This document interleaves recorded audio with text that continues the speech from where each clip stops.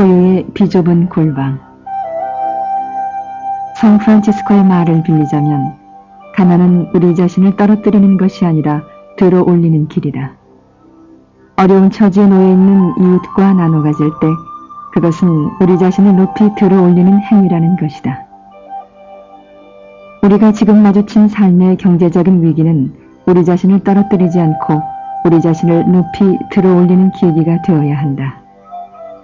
프란치스코 성인은 죽음이 임박했을 때 가난과 겸손을 보다 온전하게 지키기 위해 형제들의 모든 집과 움막은 반드시 흙과 나무로 지어야 한다는 내용을 유언에 넣도록 당부했다. 나는 이 글을 읽으면서 많은 영감을 얻었다. 동서고금을 물을 것 없이 그 시대와 후세까지 모범이 된 신앙인들은 가난과 어려움 속에서 믿음의 꽃을 피우고 그 열매를 맺었다. 불교 경전에도 보면 수도자는 먼저 가난해야 한다고 적혀 있다. 가난하지 않고서는 보리심이나 어떤 진리에 대한 자각이 이루어지기 어렵다는 것이다. 주어진 가난은 우리가 극복해야 할 과제이지만 스스로 선택한 맑은 가난, 즉 청비는 절제된 아름다움이며 삶의 미덕이다. 풍요 속에서는 사람이 타락하기 쉽다. 그러나 맑은 가난은 우리에게 마음의 평안을 가져다주고 올바른 정신을 지니게 한다. 온갖 욕망과 자기 자신에 대한 집착으로부터 해방되었을 때 사람은 비로소 온 우주와 하나가 될 수 있다. 욕망과 아집에 사로잡히면 자신의 외부에 가득 차 있는 우주의 생명을 받아들일 수가 없다.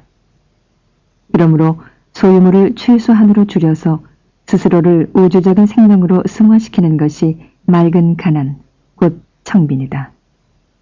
청빈은 절제된 아름다움이며 사람을 사람답게 만드는 기본적인 조건이다. 예로부터 깨어있는 정신들은 늘 자신의 삶을 절제된 아름다움으로 가꾸어 나갔다. 청빈의 덕을 쌓으려면 어떻게 해야 하는가? 무엇보다 따뜻한 가슴을 지녀야 한다. 우리 둘레에 편리한 물건의 더미는 한없이 쌓여있지만 그것들을 사용하면서 우리는 과연 행복한가 스스로에게 물어봐야 한다. 일상적인 물건들을 사용하면서 우리는 과연 행복한가? 단추 하나만 눌러도 밥이 되고 냉장이 되고 세탁이 된다. 이렇게 편리한 냉장을 쓰면서 과연 우리는 얼마만큼 행복을 느끼고 있는가? 그런 사실에 대해 고마움을 느끼고 있는가? 사람은 머리만 갖고는 제대로 살 수 없는 존재이다. 머리의 회전만을 중시하는 세상은 더없이 냉혹하고 차갑다. 이 사회는 머리만이 존재할 뿐 따뜻한 가슴이 끼어들 틈이 없다.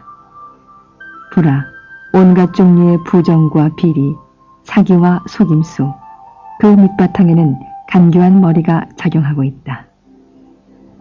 심장은 그런데 관여하지 않는다. 가슴은 그런 일에 관계하지 않는다. 사람을 뽑는 대학에서 머리만 중시하는 것은 문제가 있다.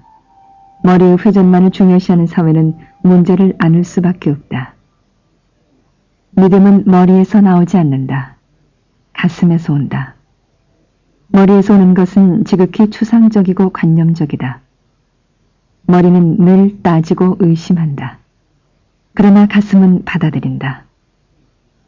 열린 가슴으로 믿을 때 그 믿음은 진실한 것이고 살아 움직이는 것이다.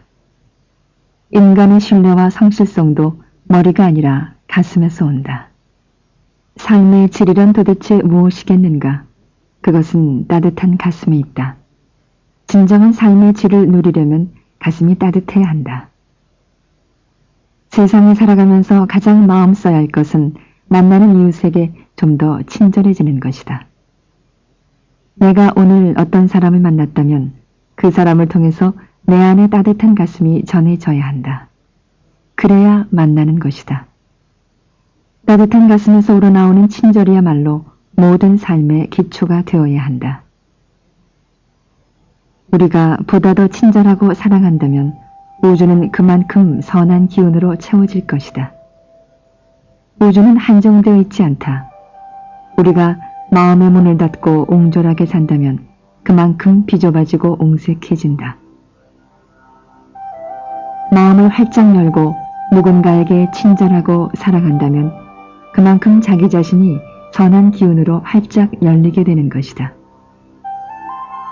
누군가를 기쁘게 해주면 내 자신이 기뻐지고 누군가를 언짢게 하거나 괴롭히면 내 자신이 괴로워진다.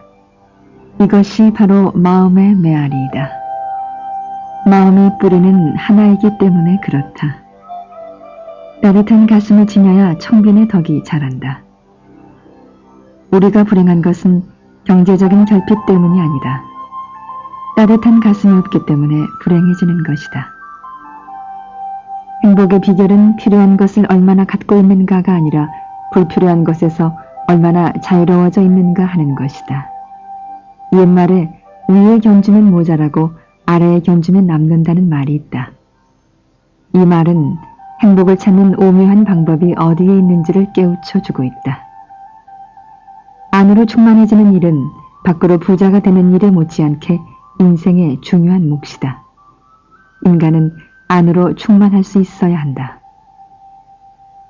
우리가 아무 잡념 없이 기도를 올릴 때 자연히 마음이 넉넉해지는 것을 느낀다. 그때는 삶의 고민 같은 것이 끼어들지 않는다. 내 마음이 넉넉하고 충만하기 때문이다. 오늘날 우리는 무엇을 가지고도 만족할 줄 모른다. 이것이 현대인들의 공통된 병이다. 그래서 늘 목이 마른 상태이다. 겉으로는 번쩍거리고 잘 사는 것 같아도 정신적으로는 초라하고 궁핍하다. 크고 많은 것만을 원하기 때문에 작은 것과 적은 것에서 오는 아름다움과 살뜰함과 사랑스러움과 고마움을 잃어버렸다.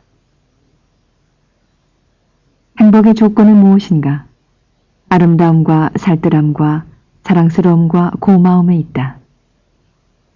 나는 향기로운 차 한 잔을 통해서 행복을 느낄 때가 있다. 내 삶의 고마움을 느낄 때가 많다.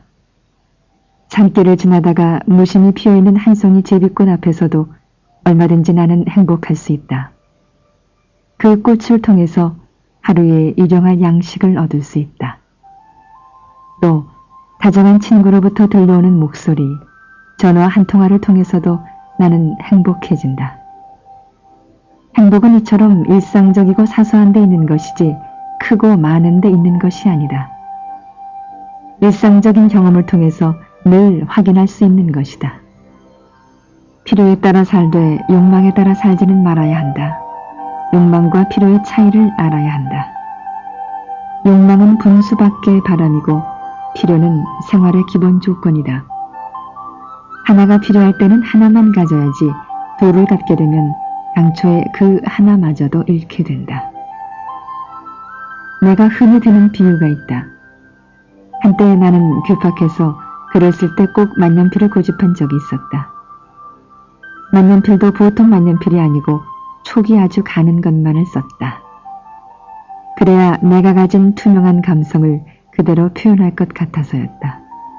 한 번은 동경대학에 유학 중인 스님이 문구점에 가서 내가 좋아한다고 촉이 가는 만년필을 하나 사준 적이 있다.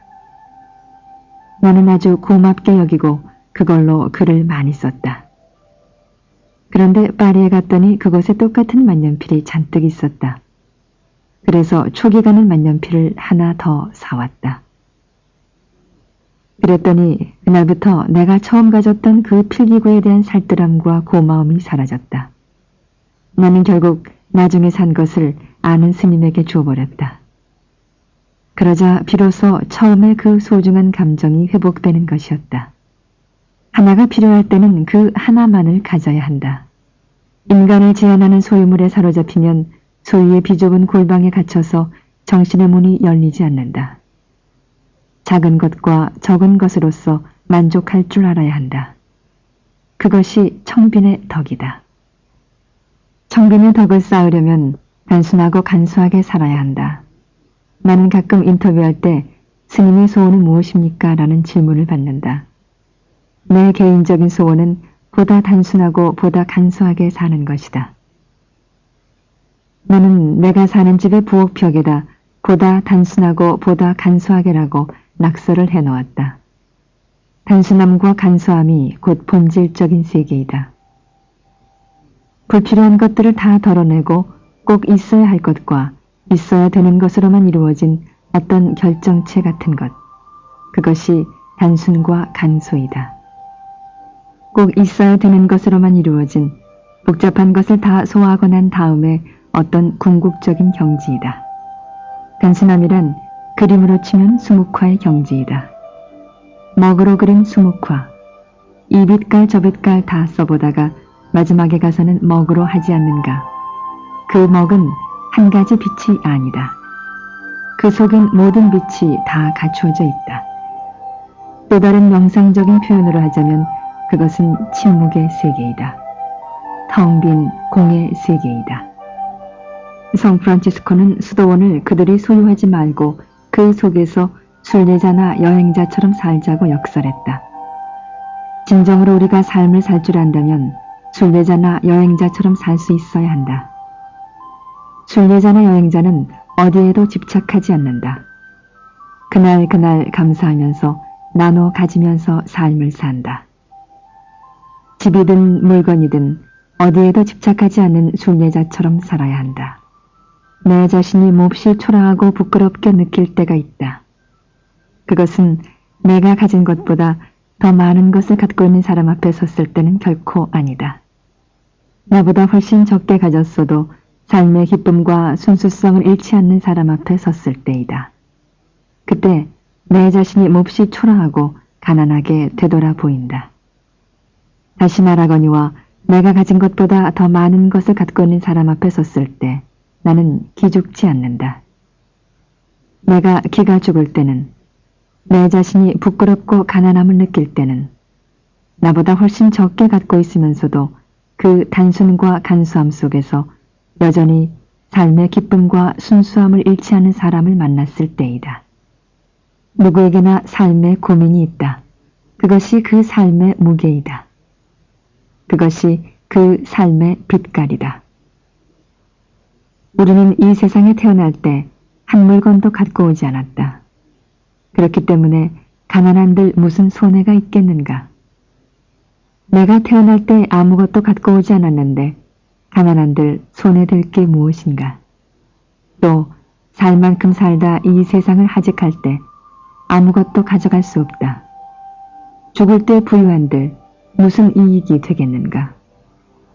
내 것이 어디 있는가? 우리는 이 우주의 선물을, 신이 주신 선물을 잠시 맡아서 관리하는 것일 뿐이다. 그 기간이 끝나거나 관리를 잘못하면 곧바로 회수당한다. 이것이 우주의 리듬이다. 스스로 선택한 청비는 단순한 가난이 아니라 삶의 어떤 운치이다.